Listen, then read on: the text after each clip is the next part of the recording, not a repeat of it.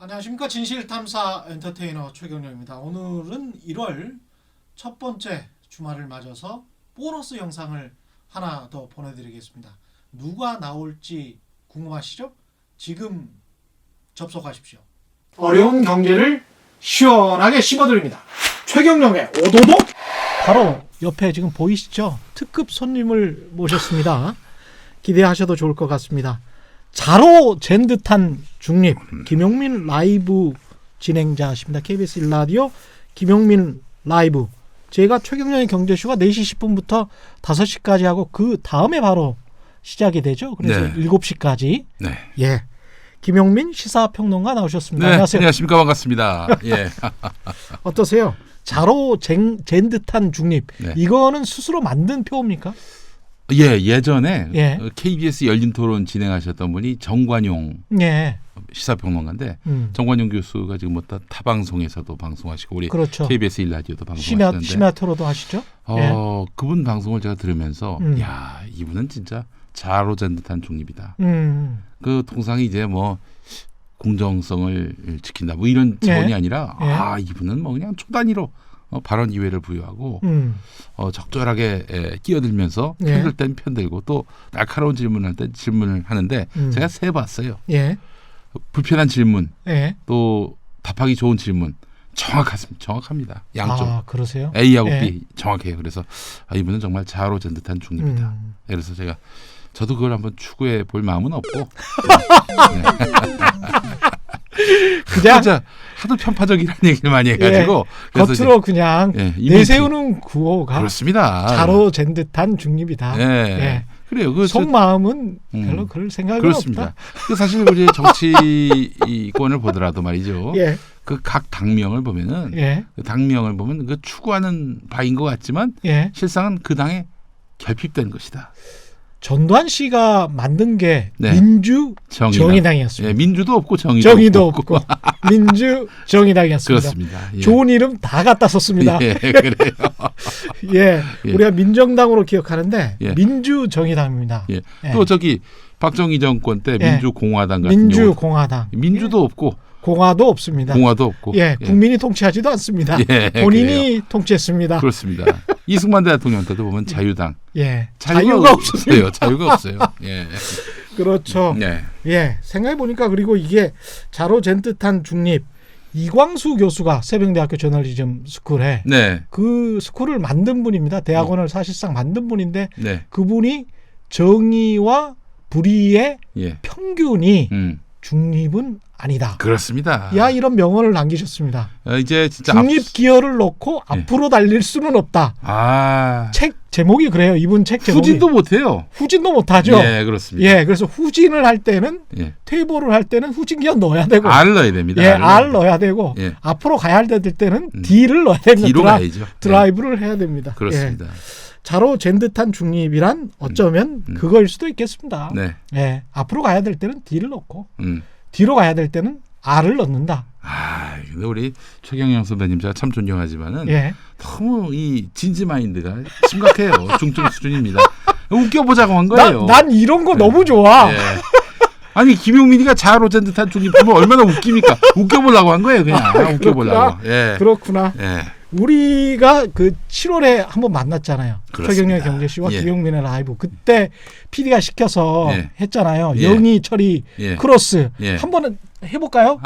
영희 처리 경영 영민 크로스. 크로스. 예. 오랜만에 크로스 한번 해봤습니다. 이거 라이브 말고도 방송을 굉장히 많이 하시잖아요. 네, 그렇습니다. 어떨 때는 제가 들었는데 누가 그렇게 고발을 하시더라고요. 네. 주변의 기자분들 그 거의 그 고용하다시피 한 옆에 기자분들 계시죠? 고용은 아니고. 예, 옆에 그 김용민 TV에 나오는 기자분들. 고용이 아니라 일용직입니다. 일용직이군요. 그것보다 더 심한 분들, 비정규직이라고 할 수 있는 분들, 그분들이 그런 이야기를 하세요. 김용민 씨가 방송을 하다가 질문을 하고 눈을 감는다는 거예요. 눈을 감고 잠깐 잔다. 대답하는 사이에 실제로 있었던 일입니다. 많은 분들이 절 잘 모르는데 전 멀티가 가능합니다. 그렇군요. 예, 졸면서 방송합니다. 야, 그게 어떻게 가능합니까? 예? 그게? 선배님 일생을 그렇게 살아왔습니다. 일을 두 가지를 동시에 해서 돈을 좀 더 많이 벌기 위해서. 아니 근데 방송을 하루에 몇 시간이나 해보셨어요? 전에요. 예. 지난주에 한 이틀 녹음을 했거든요. 예. 하루에 12시간을 방송한 적이 있었어요. 진짜? 예. 그러니까 하루의 절반을 방송을 하는데, 야, 이거는 진짜, 거의 방송 기계를 넘어서서 방송충이다. 방송충.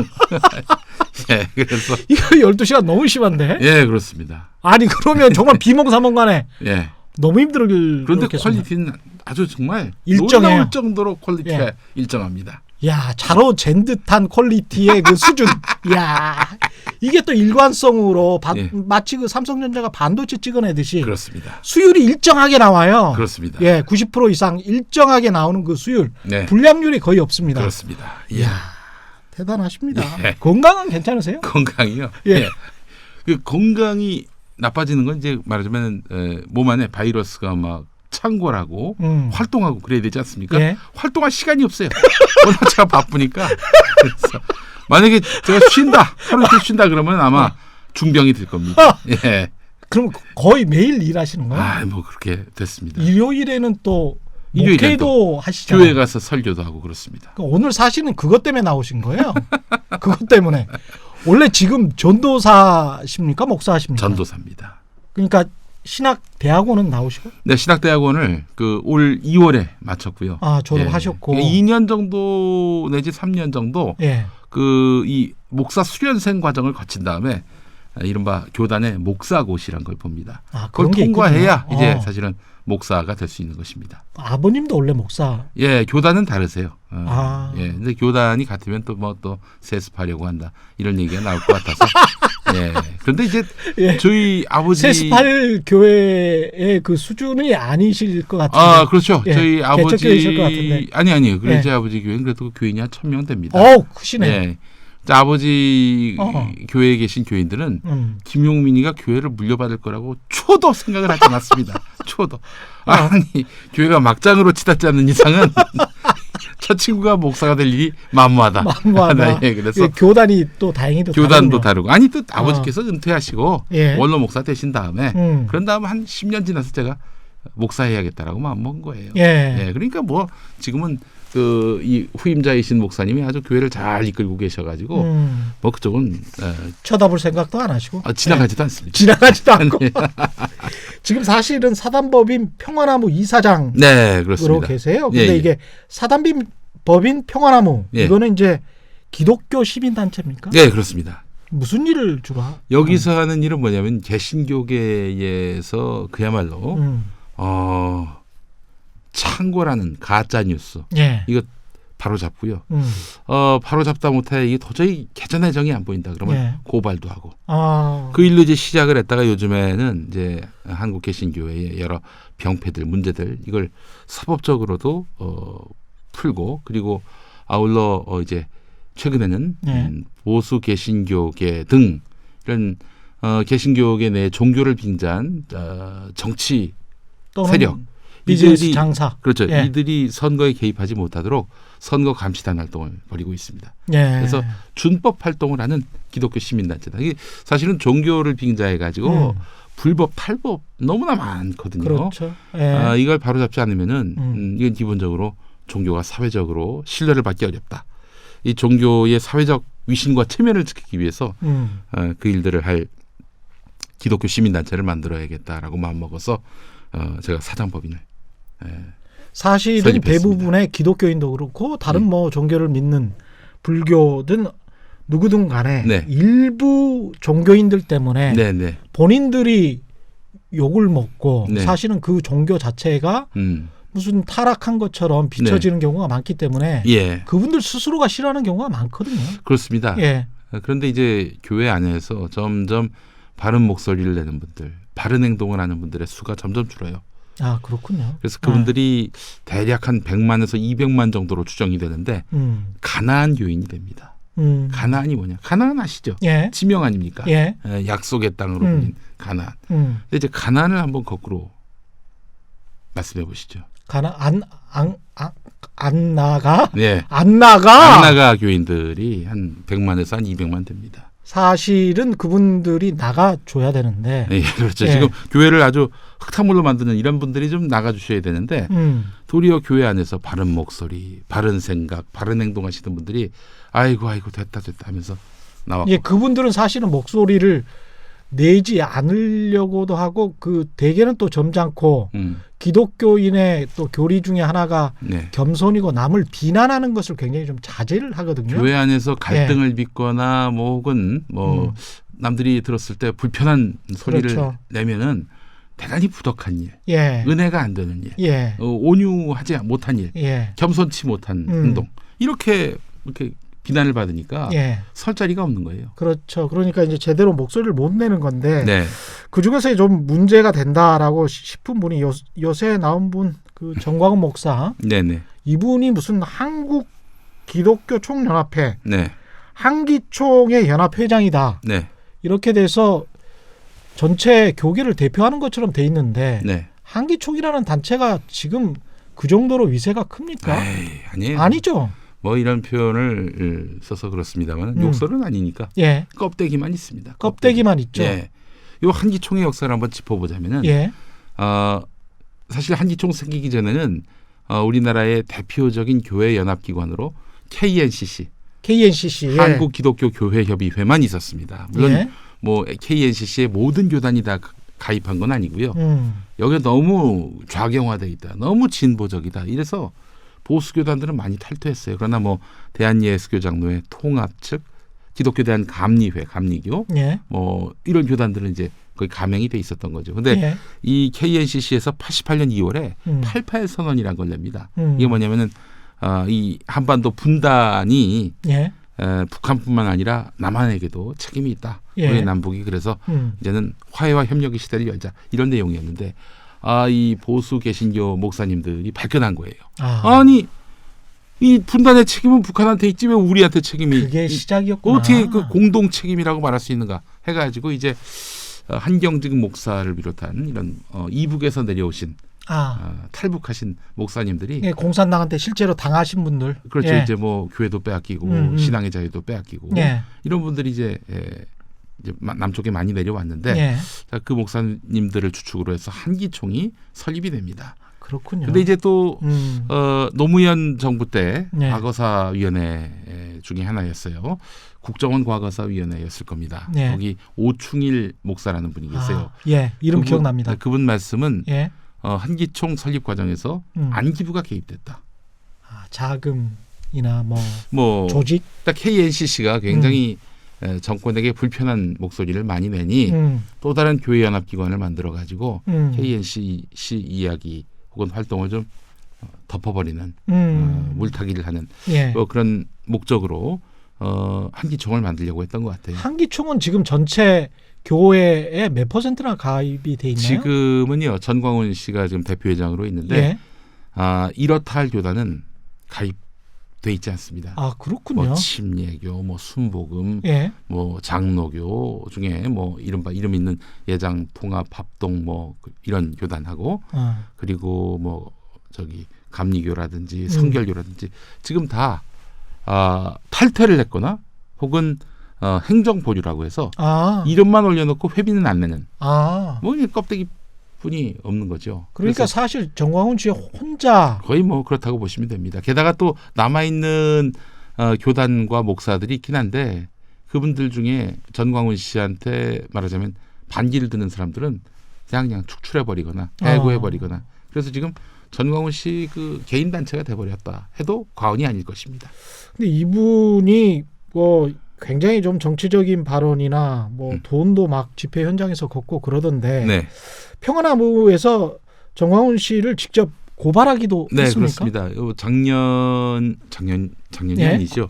올해 6월에 내란 선동, 내란 음모로 일단 저희가 고발을 했고요.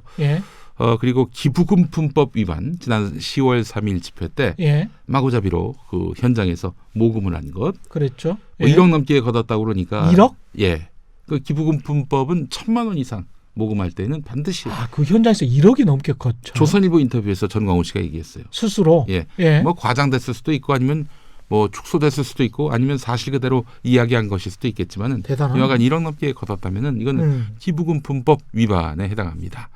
정치자금법 위반도 있고요. 예. 사실 이들의 집회를 보게 되면은 찬송가도 부르고 기도도 하지만은 설교도 하지만 기본적으로 정치 집회의 성격이 뚜렷하거든요. 그렇죠. 예. 그래서 이거는 정치 자금도 역시 정당만 모금하게 돼 있는데 이분이 그냥 걷었단 말이죠. 예. 그리고 또한 순국결사대라고 해서 예. 지정이 떨어지면은 청와대에 침투하는 또는 진격하는 그런 역할을 담당할 그래서 이제 총에 맞아서 죽을 각오를 하는 유서까지 쓴 순국결사대가 있어요. 순국결사대? 네, 지난주에 그 KBS 시사식격에서도 그들의 실체가 보도가 됐습니다. 아니 그러니까 교인들 중에서 유사시라는 거는 어떤 때를 말하는 거죠? 청와대 진격해가지고요. 청와대 그동안 이제 정광훈 씨가 했던 말 제가 그대로 인용해 보자면은 문재인 대통령은 대통령으로 인정할 수 없다. 끌어내야 한다. 왜? 그러니까 이제 말하자면 아니 국민들이 투표로 뽑았는데 이북을 이롭게 했다. 뭐 이런 거예요. 한마디로 얘기해서. 북한을 이롭게 했다. 네. 예. 그래서 뭐 나라를 뭐 이북한테 넘기려고 한다. 뭐 이런 식의 뭐 도저히 근거도 없고 맥락상 따져보면은 앞뒤가 맞지 않는 그런 말들을 하고 있는 거예요. 그래서 이 양반이 무슨 계획을 짰냐면은 일단 청와대로 진격을 해가지고 총 맞아 죽자, 순교하자 뭐 이런 얘기도 하고요. 청와대로 들어가서 문재인 대통령을 끌어내서 사도세자를 넣었던 뒤주에다 문 대통령을 넣어가지고 서울구치소로 가져가서 서울구치소에 있는 박근혜 대통령하고 맞교환하는 뭐 그런 얘기를 실제로 그 입에서 했어요. 그러면 그 무슨 순교 결사대라고 해서 그런 걸 만들자라고 하면 그 따르는 교인들이 자기 이름을 받아 적고 그렇죠. 그렇습니까? 유서도 썼습니다. 몇 명이나? 한 500여 명으로 추정되고 있습니다. 야, 이게 그래서 제정신이라고 보기는 좀 힘든데. 국가보안법에 반국가단체 구성죄가 있거든요. 국가보안법으로 저희가 또 고발을 했습니다. 아니 근데 이게 지금 내란 그 이석기 씨 같은 통합진보당 사태 때 법을 그대로 준용하자면 충분히 가능하겠네요. 이석기 씨 그냥 말만 했을 뿐이에요. 그런데 지금 9년형 중에 거의 6년형을 살고 있어요. 그런데 전광훈 씨 같은 경우에는 구체적인 실행 계획도 세웠고요. 10월 3일은 실제로 탈북자를 동원해가지고 청와대로 진격하려 했었어요. 야, 그러면 이거는 내란 선동 차원이 아니라 내란 음모로 봐도 무리가 아닌 것이죠. 참 정말 큰일이군요. 네. 그러면서 이제 1억 넘게 한 자리에서 본인 스스로 1억 원 정도를 모금을 했다라고 하니까 이게 돈벌이 장사를 하려고 그러는 건지. 근데 이제 매번 모이는 지지자들이라고 해야 될까요? 저도 사실은 교회를 다닙니다. 그래서 그 말씀을 꼭 드려야 될 것 같아요. 그래서 이거는 이분들이 진짜 기독교인인지 좀 의심스러운데 하는 행동들이 이렇게 지지자들이 많은 이유가 뭘까요? 전광훈 씨가 자주 하는 말이 있습니다. 참 이게 아무리 우리가 좀 격이 없이 나누는 대화의 장이라도 전광훈 씨 말을 인용하다가 이게 아무래도 우리 PD님이 방송통신심의위원회에 불려갈 것 같아요. 있는 말을 그대로 인용해도 최대한 한번 좀 제가 점잖게 한번 조금 수위를 낮춰서 얘기하겠습니다. 돌려서 이제 지난주에 그 경기도 화성에 있는 리조트에서 목사하고 목사 부인을 앉혀놓고 세미나를 했었어요. 전광훈 씨가? 네, 전광훈 씨가 했는데 무슨 얘기를 했냐면은 여러분 중에 이제 목사님하고 한테 한 얘기, 목사들에게 그 여러분의 목사의 아내인 사모님이 나 전광훈 좋아해도 그 시기 질투하지 마라. 우리의 사랑에 끼어들지 말아라. 무슨 소리야? 전광훈과 그 당신의 부인이 사랑하는 거에 대해서 끼어들지 말아라. 뭐 이렇게 얘기하더니 뭐 껄껄 웃어요. 그럼 농담이라고 치는데 이 양반이 무슨 얘기를 또 하냐면은 정말 자기가 성령 세례를 받고 중학생 때 너무 목사님이 보고 싶었다. 그래서 내가 여자였다면은 이 목사님을 꼬드겨 가지고 하룻밤을 잤을 것이다. 뭐 이런 말을 했습니다. 그런데 이제 이 양반이 거기서 했던 말 중에 핵심이 뭐냐면은 예수님은 눈에 보이지 않으니까 목사님을 좋아할 수밖에 없다. 말이 됩니까? 이게 이제 그러니까 이게 뭐냐면은 이제 우상인데. 그 우상이 되는 거죠. 아니 그게 어떻게 우상인데. 목사하고 예수가 예. 대체제일 수가 있는 거예요. 말도 안 되는 이야기예요. 예, 예. 근데 이런 얘기를 하는 거예요. 예. 그러니까 이 교인들에게 눈에 보이는 하나님의 대리자는 목사다. 나 전광훈이다. 이걸 자꾸 강조하는 거예요. 그래서 그 양반이 수시로 하는 말 중에 뭐가 있습니까? 하나님과 내가 수시로 소통한다. 예. 입신해가지고 올라갔더니 뭐 황교안 보고 더 세게 투쟁하라고 하더라. 뭐 이런 얘기를 합니다. 예. 그렇게 해서 하나님과 자신이 직접적으로 소통한다. 커뮤니케이션한다. 이렇게 얘기를 해요. 이게 말이 안 되는 얘기고 이게 이단의 교설입니다. 그 와중에 그렇게 하나님과 내가 친하다. 막 말하는 도중에 나온 말이 그거 아닙니까? 하나님 까불지 마. 하나님 까불지 마. 나한테 죽어. 그 말이 거기서 나온 거예요. 야, 이런 사람을 목사로 계속 인정을 하고 박탈도 하지 않고 목사직이라는 걸 아니 박탈은 당했어요. 박탈은 당했어요? 박탈은 당했는데 네. 이게 사실은 이제 우리나라에서 목사가 이제 되는 길은 교단에 가입을 해가지고 혹은 뭐 교단은 아니더라도 이렇게 목사 안수를 주는 독립교회 단체가 또 있습니다. 뭐 그런 데서 하여간 목사로 라이센스를 얻어야 되는데 전광훈 씨는 이제 아주 복잡한데요. A 교단이 있었습니다. A 교단이 B 교단하고 합치면서 AB 교단이 됐어요. 근데 A 교단에서 AB 교단으로 가기 싫어하는 사람들이 또 독자적으로 A 교단을 만들었습니다. 전광훈 씨가 양다리를 걸쳤죠. 근데 양다리 걸친 두 교단이 다 전광훈 씨를 내쫓았어요. 두 교단 전부 다. 네. 전광훈 씨는 현재로서는 목사라고 말할 수가 없는 상황인데. 교단에서는 목사라고 말할 수가 없는데. 그런데 이제 본인이 A 복원이라는 교단을 또 만들었어요. 또 만들었어요. 스스로. 교단 만드는 거 어려운 일 아닙니다. 문화체육관광부에 등록하면 돼요. 그리고 나 목사요 이러면 뭐 종교의 자유가 있으니까. 그렇습니다. 심지어 제가 예전에 뭐 전광훈 씨의 경우는 아니지만은 지금으로부터 한 10년 전에 어떤 사기꾼한테 이제 제안을 받았는데 교회 안 다녀도 상관없다. 딱 3개월 동안만 월 50만 원씩 150만 원을 내면은 목사 안수를 주겠다. 이렇게 얘기를 했어요. 속성 과정이에요. 속성 과정. 이게 진짜 사업이 됐군요. 그렇죠. 그러니까 사실은 그 교단 군소 교단일 거예요 아마. 거기는 목사 수가 많아야 교단세가 불어나니까. 그래서 거기는 교단의 목사들 수를 늘리면서 또 목사가 되고 싶은 사람들한테는 또 그렇게 정말 남들은 말이죠. 한 9년 10년 이렇게 목사가 되기 위한 과정을 밟습니다. 그렇죠. 뭐 예를 들면 4년제 대학 나와가지고 또 신학대학원 2년에서 3년 과정 그리고 거기다가 수련 과정 2년. 근데 남성 같은 경우에는 뭐 군대를 다녀온다고 치면은 10년 훌쩍 넘어가요. 그런데 이게 3개월 동안 속성 과정으로 150만 원으로 목사가 된다. 이게 참 이건 너무 이 목사라는 직업 자체가 성경에는 나오지 않은 걸로 제가 알고 있는데. 그래요. 그건 이제 후대에 교회가 조직 교회로 만들어지면서 이게 전업 성직자를 만들게 되면서 생긴 직제라고 봐야 되겠죠. 종교개혁 이후에 프로테스탄트들이 득세를 하면서 목사라는 직업이 나와 있고 그 전에 제가 이제 신약 성경을 쭉 읽어보니까 목사라는 미니스터거든요. 영어로. 미니스터라는 단어는 없고요. 대개는 이제 집사라는 단어가 나와 있고. 장로가 많이 나오죠. 장로, 엘더스라는 장로들이 많이 나와 있고. 실제로는 직업이 아니에요. 일부 장로 교단에서는 장로가 목사를 겸직하는 경우도 있습니다. 그렇죠. 그래서 기본적으로 목사는 장로다. 예수님도 직업은 목수셨지 목사는 아니었거든요.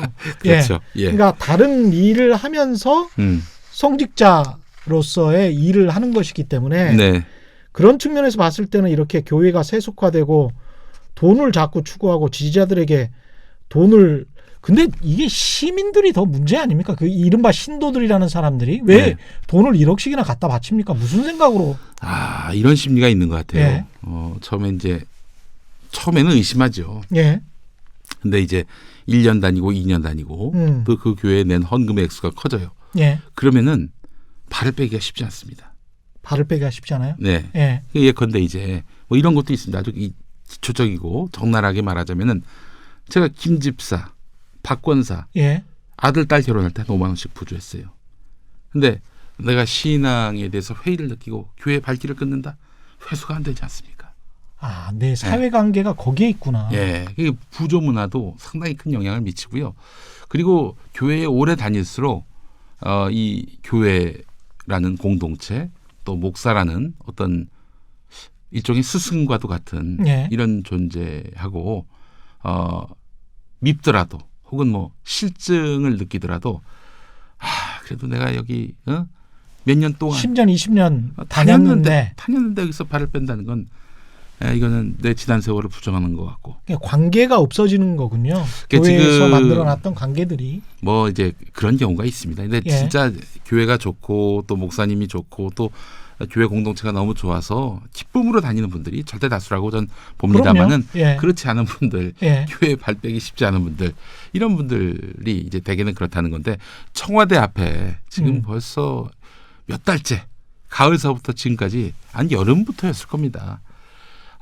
계속 그 앞에서 오한에 감기 걸리면서까지도 그 앞에서 계속 노숙하면서 막 기도하고 그렇게 정광훈 목사를 추종하는 사람들 중에 상당수는 내가 이날까지 여기 있었는데 여기서 자리를 박차고 일어나는 것은 그동안 내가 수고했던 이 공로를 부정하는 것이다. 이런 판단이 있는 게 아닌가. 전 그런 의미에서 보면은 경찰이 서둘러서 이분들 집에 돌려보내야 합니다. 이분들의 건강을 위해서. 그러면 이제 경찰이 가라고 했으니 할 수 없이 돌아온다. 명분이 생기는 거 아니겠어요? 그렇죠. 그분들 그냥 집회의 자유, 표현의 자유. 이미 그 어떤 잘못된 종교 지도자에 의해서 혹세무민 당한 분들한테 그냥 당신들이 알아서 판단하시오. 이러면서 공권력이 관심을 끊는다면은 그분들은 어떻게 될지 몰라요. 정말 뭐 이렇게 해서 한 달, 두 달 더 가면은 청와대로 진격하자 했을 때 진격 안 하겠습니까? 야, 이게 참 영적 포로 상태에 놓인 것은 아닌지 너무나 걱정이 되는 것입니다. 이게 근데 어떻게 보면 사기 사건 같기도 하고 사기 사건에 연루된 사람들이 네, 그렇죠. 완전히 믿거든요. 특히 다단계 같은 경우 있잖아요. 그거 몇 년 하면 사람들 황폐해져요. 아무리 봐도 이게 사기 당한 것 같은데 그렇다고 여기서 발을 빼자니 이거 내가 뭐 완전히 엄청난 손해를 입을 것 같고 경제적으로도 그렇고 그 지푸라기라도 잡는 심정으로 매달리는 이런 심리를 좀 이용하고 있는 것이 아닌가 하는 생각이 듭니다. 이 사건 지금 현재 이런 사건들이 불거지기 전에도 정광훈 목사 같은 경우에 정광훈 씨 같은 경우에 횡령, 배임 이걸로 은행법 위반 혐의로 고발당했었습니까? 예, 이분 재밌는 일인데 평화나무에서 정말 여러 가지로 정광훈 씨를 고발을 했는데 여러 건으로 고발을 했는데 딴 때는 전화가 한 통도 안 와요. 항의 전화가 한 통도 안 오는데 기부금품법 위반. 이 건으로 고발을 했는데 태산 같은 전화가 몰려왔습니다. 업무 마비가 이루어질 정도로. 돈에 관해서는 우리 전 목사님이 용납을 못 하십니다. 그 실제로 이 전 목사의 그 과거 행적을 보니까 기독교 은행을 만들려고 했고 기독교 신용카드를 만들어 가지고 기독교 신용카드. 그렇습니다. 이른바 선교카드, 선교은행. 야, 이게 비즈니스 마인드가 있으신 분이네. 그렇게 해서 금융 재벌이 되는 게 이제 이분의 꿈인데, 전 그래서 이분이 한기총 대표회장이 된 거는 다른 목적보다는 자기가 한기총 대표회장이면 한국교회 대표 지도자 뭐 이런 위상을 얻을 수 있는 것이고, 그러면 정치와 결탁해서 그렇죠. 또 아울러 교회에다가는 한기총 대표회장이 하는 기독교 은행, 기독교 카드다. 야, 이게 말이 된다. 기독교 은행을 해서 그 사람들, 기독교 신자들이 1000만 명이라고 하면 그 사람들이 카드를 쓰고 그 카드를 쓴 것을 통해서 우리가 수익을 얻는다. 그리고 자기는 기독교 은행의 뭐 이사장이나 뭐 이렇게 된다. 그래서 실제로 전광훈 씨가 어디 기도원 집회 가가지고 그런 말을 했어요. 선교 카드, 그러니까 신용 카드에 가입하지 않으면 천국의 생명책에서 그 이름을 지울 것이다. 이야. 이게 그 카톨릭 교회가 과거에 면죄부를 팔았던 거하고 비슷한데. 그렇죠. 좀 더 그때는 신용카드가 없었으니까. 천국에 가기 위해서는 면죄부를 사야 된다. 그렇습니다. 그거하고 비슷한데 그렇게 해서 이제 카톨릭이 타락하기 시작하고 종교 개혁 운동이 일어나. 그래서 개신교가 생긴 건데 그 개신교가 그대로 답습하고 있는 거예요. 이 말이 안 되는데. 이게 결국은 그러면은 돈 문제, 돈 장사하려고 한다 이렇게 봐도 될 것 같습니다. 그래서 저는 그때 알았어요. 저희 평화나무에 업무마비가 될 정도로 그 비난 항의 전화가 몰려올 때는 야 이게 우리 전 목사님의 영린을 건드린 거 아닌가 이런 생각이 들더라고요 거기서. 이게 다른 종교와 달리 그 기독교 같은 경우는 세상에서 이제 생활을 하면서 결혼도 하고 아이도 낳고 그렇기 때문에 똑같이 무슨 다른 종교 같은 경우는 성직자로 돼서 특히 이제 불교 같은 경우는 아이가 없지 않습니까? 그래서 이제 세습이나 뭐 이런 문제가 별로 발생을 하지 않는데 우리나라 기독교 같은 경우에 이런 문제가 특히 대형교회에서 많이 일어나잖아요. 그렇습니다. 결국은 이것도 돈 문제 때문에. 그렇게 보시면 됩니다. 정확합니다. 대표적으로 지금 명성교회 세습 문제, 온 사회가 걱정하는 문제 아니겠습니까? 사실은 김사만 목사나 그 아들 김하나 목사는 모두 다 세습을 하지도 않고 아버지로부터 그원 교회 권력을 이어받지 않겠다 약속을 했는데 근데 이 김사만 목사가 말이죠. 사건이 터졌어요. 무슨 사건? 비자금. 법원에 의해서 김사만 목사에게 800억 비자금이 사실상 인정되는. 800억? 800억. 드러난 것만. 이게 뭐냐면요. 우리나라 이 세법을 보면은 교회 헌금함에 돈이 들어가면 블랙홀에 빠져드는 겁니다. 그건 맞아요. 교회에 대한 취재해봐서 알아요. 교회에 대한 세무조사 불가능하고요. 종교 과세는 종교인에 관한 과세예요.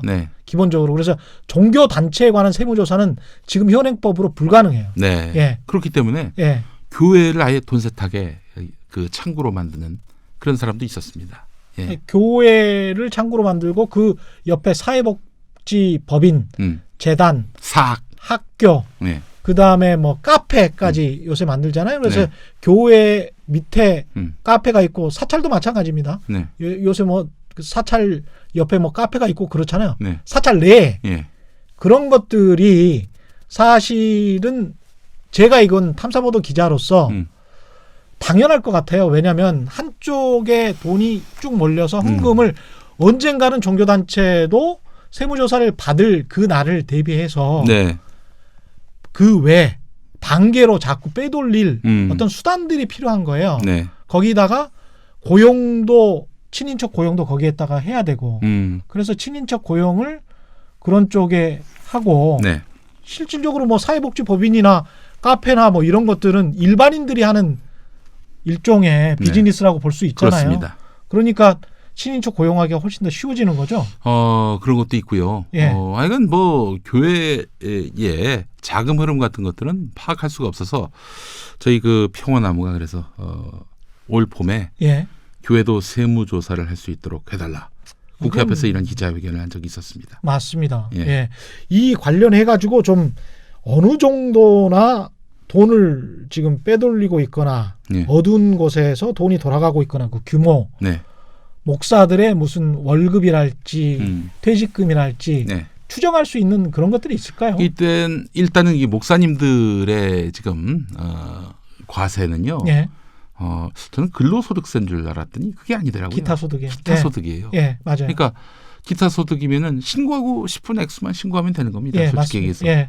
다른 명목으로 해가지고 뒷주머니 챙겨도 전혀 알 수가 없는 거예요. 5천만 원인지 제가 그때 보니까 그 정도 이하는 신고할 필요도 없고요. 그렇죠. 보통 그러니까 대부분의 목사들은 신고할 필요가 없습니다. 여기에서 종교인 과세에 걸리는 사람들은 대형교회 목사밖에 없어요. 대형교회의 담임 목사 정도 수준이 돼야 그래야 뭐 몇억 원 정도를 1년에 연봉으로 받기 때문에 그 사람들에 대한 과세를 이야기하는 거지 일반적인 교회들은 거의 해당이 안 돼요. 그러니까 목사님들이 어디 그 집회 가가지고 누구로부터 이제 사례금을 받는단 말이에요. 소득 아닙니까? 그렇죠. 당연히 세금 신고해야 되는데 그냥 뭐 그 사례금은 또 주머니에 넣으시면 그만입니다. 신고 안 하죠. 그러니까 본교회에서 받은 월급조 월급. 그것 정도만 신고를 할 것이고 다른 쪽에 가면서 무슨 설교회 하거나 이런 거는 전혀. 교회로부터 예를 들면 도서 구입비 받는다든지 이러면 뭐 신고할 여지가 뭐가 있겠습니까? 그다음에 이제 본인이 쓴 책이랄지 뭐 이런 것들 있지 않습니까? 관련해서 뭐 여의도 순복음교회를 가보신 분들은 아시겠지만 여의도 순복음교회 그 서점이 있어요. 거기 가면 조용규 목사 책들로 쭉 도배가 돼 있습니다. 그러면 그 어떤 카세트 테이프도 아직까지도 팔고 있고요. 여러 가지 팔고 있는데 CD도 팔고 있고 그런 것들이 이제 또 다른 출판사나 재단을 통해서 수입으로 들어오는 것이죠. 우리 저 방송 들으시는 분들 중에 교인이신 분들께 제가 당부하고 싶은 게 있습니다. 교회 갈 때 그냥 꼬깃꼬깃 저기 지폐권에서 헌금함에 넣으면요 큰일 납니다. 큰일 나요. 반드시 봉투에 넣어가지고 자기 이름 쓰고 전화번호 쓰고 그리고 액수 쓰시고 넣으시기 바라겠습니다. 아니면 은행에서 그냥 송금을 하는 것도 괜찮지 않습니까? 그것도 좋은 방법이죠. 왜 그러냐면은 투명하게 남으니까 어떤 교회, 어떤 대형 교회, 이 세습 문제로 시끄러운 어떤 교회 이야기인데요. 이 목사님은 말이죠. 헌금함에 들어온 돈 중에 지폐로만 돼 있는 거, 봉투에 들어가지 않은 거, 또 봉투에 담겨 있지만 겉에 아무것도 안 써 있는 거, 이거를 인마이 포켓 하신다는 소문이 있어요. 이거 실제로 내부 증언이 있었고 저희 평화나무가 그걸 파악을 했습니다. 그러니까 봉투 안에다가 그 액수와 이름과 전화번호 적어 놓으시면은 그건 못 건드려요. 그건 정말 하나님께 바치는 헌금일 수 있는데 그 나머지 돈은 본인이 드신다는 담임 목사께서 드신다는 그런 증언을 확보했습니다. 저희가 이게 대형 사찰도 사실은 문제가 많아서 명진 스님이 관련해서 이런 폭로를 하셨던 거 아닙니까? 그래서 대형 사찰 같은 경우도 그게 1년에 수십억 단위예요. 이게 수십억 단위고 그게 비자금이 돼서 또다시 종단에다가 돈을 주고 뭐 이런 식으로 운영이 된다. 그래서 대형화되고 사업화되면 이게 종교로서의 기능이 없어지고 정말 세속화되는 건데 이걸 왜 이렇게 계속 방치를 하는 건지 스스로 좀 자정 노력이 있어야 되지 않을까요? 스스로 그렇게 해야 됩니다. 우리 저 세무조사 받겠다. 그리고 저 목사님들 근로소득하고 그 나머지 소득에 대해서도 우리가 성실히 신고하겠다. 그리고 세금 제대로 내겠다. 이런 운동이 내부에서 펼쳐져야지 외부에서는 그런 수술을 가기가 쉽지 않습니다. 어느 큰 정치인이 정당이 종교인들 과세 제대로 합시다. 이러겠습니까? 사실 이번에 종교인 과세도 작년부터 이제 시작된 건데 정말 수많은 난관 끝에 박정희 정권 때부터 기획이 됐는데 이제서야 작년 초에서야 비로소 이제 시행이 됐던 거 아니겠습니까? 참 세금을 피하기 위해서 목사님들이 참 무던히도 많이 노력을 했는데 이런 기가 막힌 논리가 있었어요. 일반 교인들은 뭔가 월급을 혹은 뭐 각종 소득을 얻으면은 세금을 떼지 않느냐.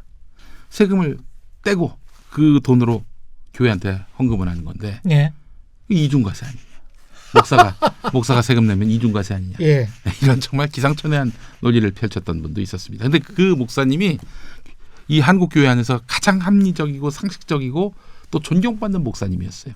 그 이야기를 저도 들었었는데 아니 근데 성경에 보니까 시저의 것은 시저에게 하나님의 것은 하나님에게 이렇게 이제 사실은 이게 어떤 구절에 나오냐면 예수님을 탄압하려는 바리새인들 유대인 제사장들이 물어보는 거예요. 그래서 예를 들면 세금 내지 마라. 그러면 반역죄로 볼 수가 있으니까. 너 어떻게 할래? 그러면 이제 로마 시대니까 로마 황제에 대한 게 굉장히 세잖아요. 그래서 로마 황제에 대한 반역이 될 수가 있기 때문에 이 돈을 그러면 어떻게 할래? 세금 내라고 하면 하고 하니까 이제 예수님의 대답이 그랬다는 거예요. 성경에 나와 있는 이야기입니다. 시저의 것은 시저에게, 하나님의 것은 하나님에게.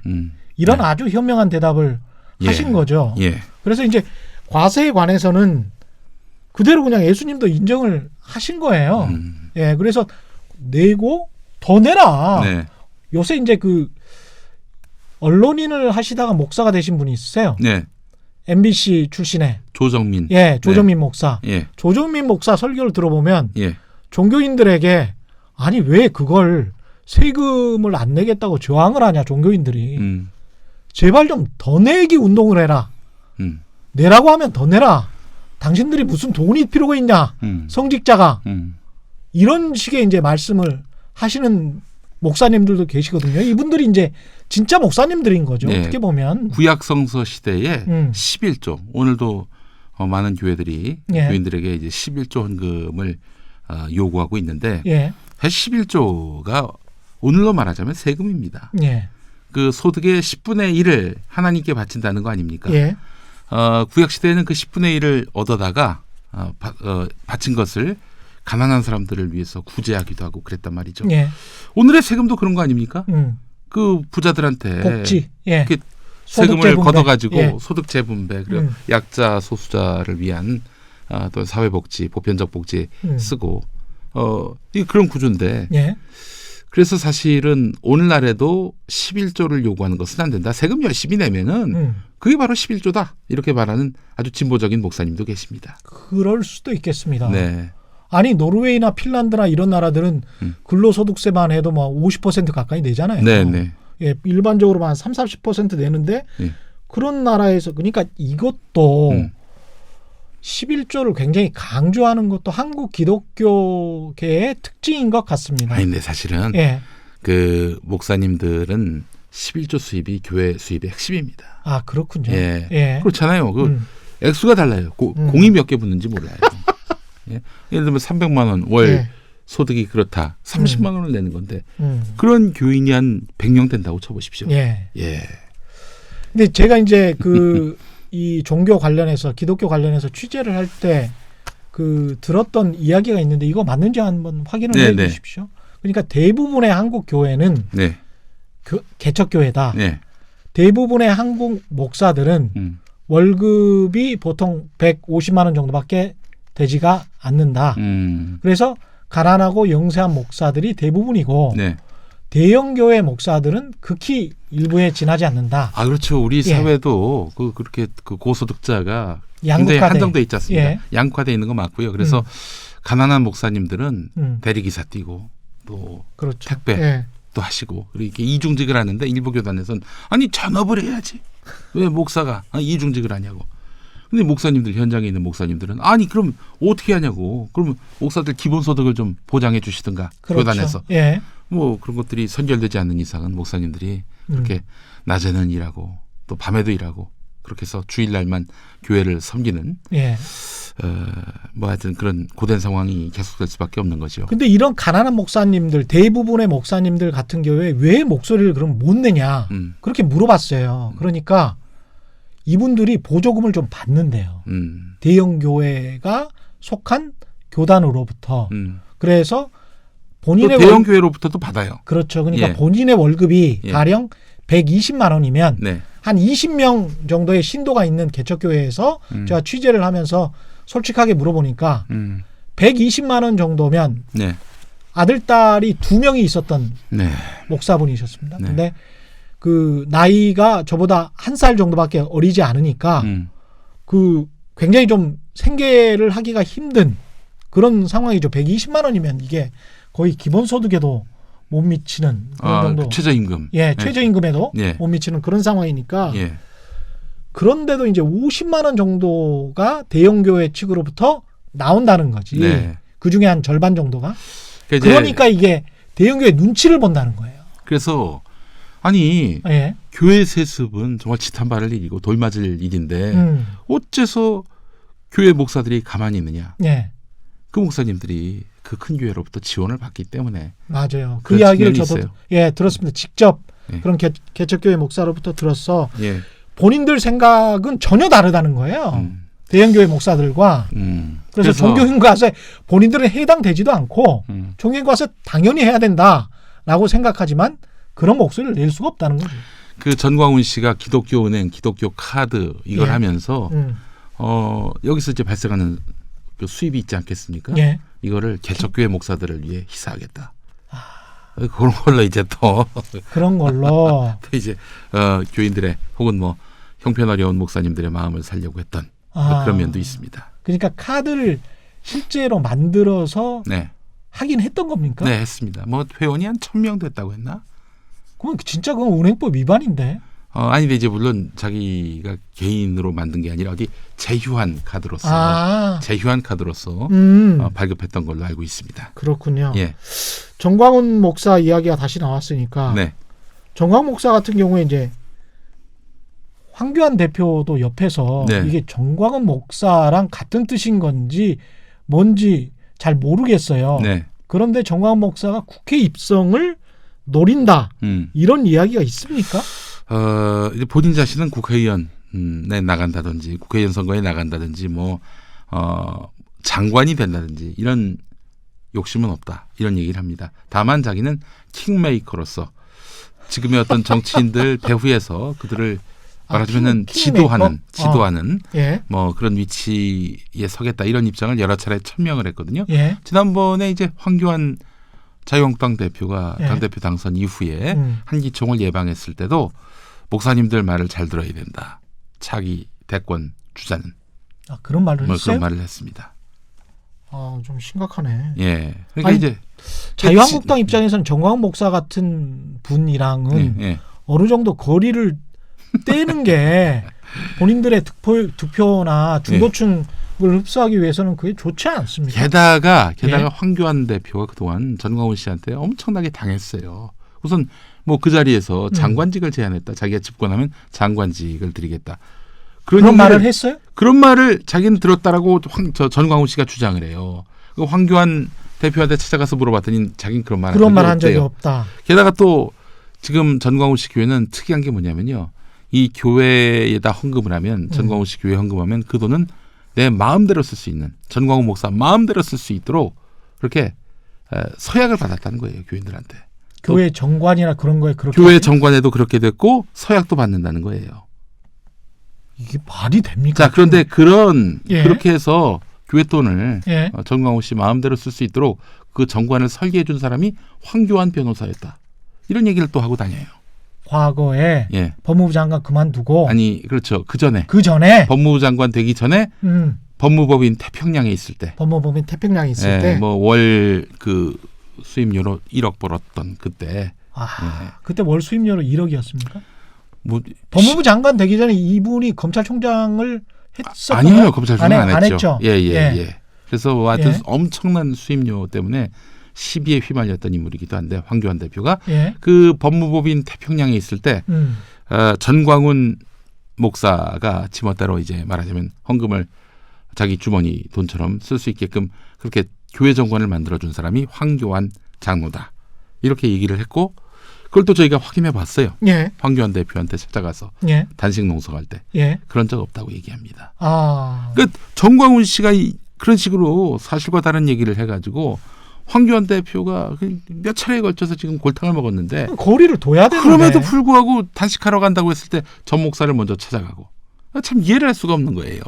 아니 이게 사실은 자유한국당이 공당이고 제1야당이기 때문에 자유한국당을 위해서라도 저는 조언을 한다면 사실은 이게 너무 극우적인 색채이기 때문에 정광훈 목사 같은 경우에 그리고 아까 그런 문재인 대통령을 뒤주에 가둬서 사도세자처럼 그건 너무 과격한 발언 아닙니까? 이제 그렇게 드세게 얘기를 해야 나하고 문재인 대통령하고 격이 같다. 서로 맞상대다. 경쟁 관계다. 대립 관계다. 갈등 관계다. 그러니까 자기의 위상이 높아지는 거죠.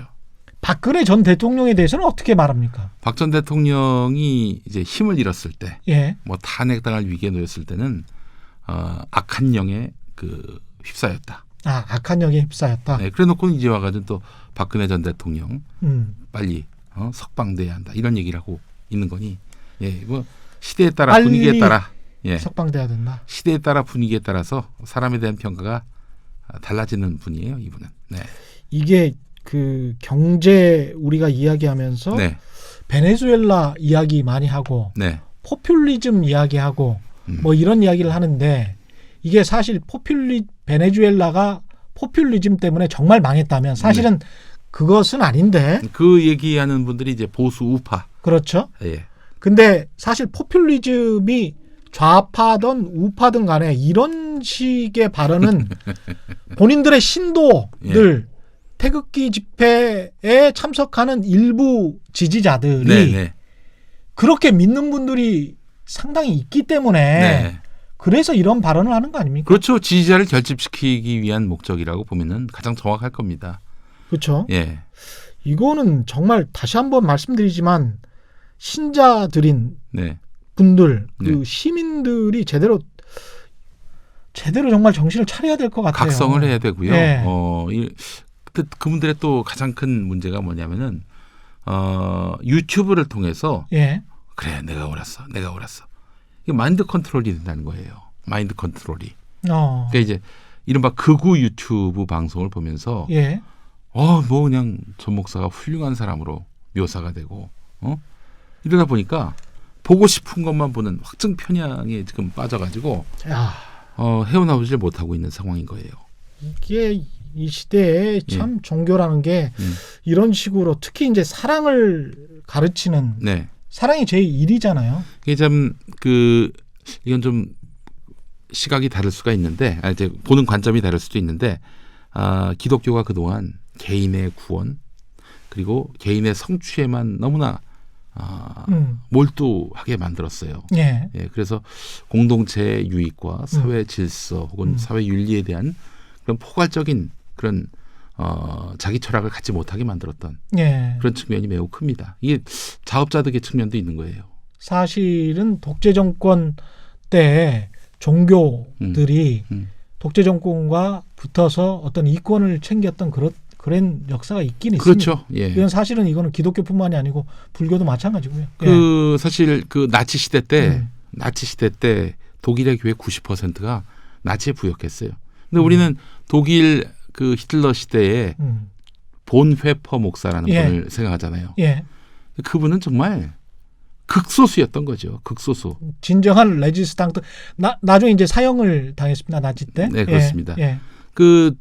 한국엔 주기철 목사가 계신데 주기철 목사는 신사참배를 거부하다가 또 옥사를 하셨는데 고통을 당하다가 그분도 한 1,000명 중에 1명?